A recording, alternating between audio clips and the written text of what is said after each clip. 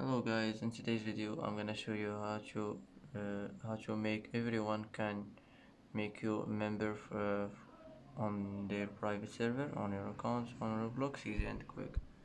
First click here, now click settings, and now click privacy. Now here you'll find who can make you a member of their private server. Just click on it and click everyone, and it will be saved. That's it for today.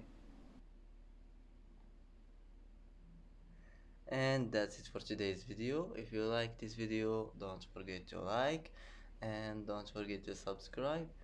I hope this video is helpful for you, and thanks for watching until the end, and see you in the next video.